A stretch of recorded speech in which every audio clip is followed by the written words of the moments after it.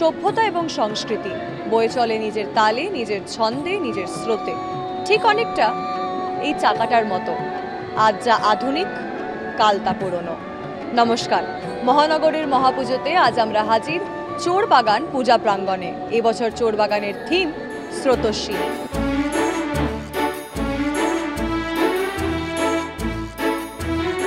সভ্যতা আর সংস্কৃতি দুটোই নিজের মতো করে এগিয়েছে, নিজের স্রোতে এগিয়েছে। সেখানে কেউ আমাদেরকে শিখিয়ে দেয়নি, তো নিজের থেকেই যেভাবে আবর্তন বিবর্তন হয়ে সেটা এগিয়েছে বা এখনও এগোচ্ছে।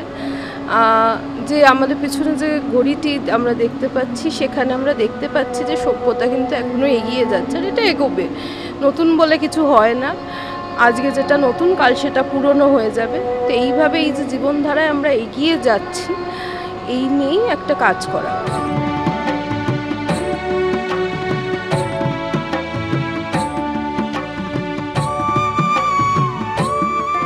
সিভিলাইজেশনে দেখো, আমাদের কাছে তো কোনো টাইম লাইন ওরম স্পেসিফিক কিছু নেই। কবে শুরু হয়েছে, কিভাবে শুরু হয়েছে আমরা আজও জানি না। তো যেভাবেই শুরু হয়েছিল না কেন, যখনই হয়েছিল না কেন, সেটা নিজের মতো এগিয়েছে। কিছুটা আমরা ইতিহাস ঘেঁটে পেয়েছি, সেখানে একটা খুব মেজর পার্ট বা মেজর রোল প্লে করে হচ্ছে আমাদের পেন্টিংসগুলো। এখানে 38 ধরনের ডিফারেন্ট পেন্টিংস আছে, যেটা বিভিন্ন সময় পৃথিবীর বিভিন্ন কোণায় আমরা পেয়েছি। খুবই জনপ্রিয় পেন্টিংস আজও, সেগুলো অনেক পুরনো। কেভ পেন্টিং থেকে সেখানে আমরা শুরু করছি, এসে আমরা মডার্ন পেন্টিং যেমন স্টারি নাইটস বা পটচিত্রে মিশছি। সেখানে একটা ট্রান্সফরমেশন আছে মহেঞ্জোদারো টু সিটি লাইফ। সেখানে একটি ঘড়ি আছে যেটা কারেন্ট সময় বলবে যে চোরবাগানে আপনারা কখন দাঁড়িয়ে ঠাকুরটা দেখছেন। আবার ঠিক মায়ের পাশে একটি লিপিও দেখতে পাবেন, যেটা সভ্যতার প্রথম ঘড়ি ছিল, যেটা আজকে ভাঙা অবস্থায় পড়ে আছে, কারণ তার সেই অর্থে আর আমরা কোনো মর্ম দিই না।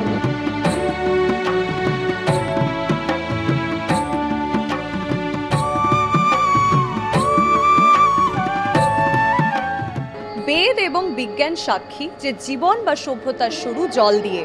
তাই চোরবাগানে মা দুর্গার হাতে জলের স্রোত এবং মা দুর্গার 4 সন্তান কার্তিক, গণেশ, লক্ষ্মী এবং সরস্বতী মায়ের ঠিক তলায় বয়ে চলেছে নৌকার ওপর দিয়ে।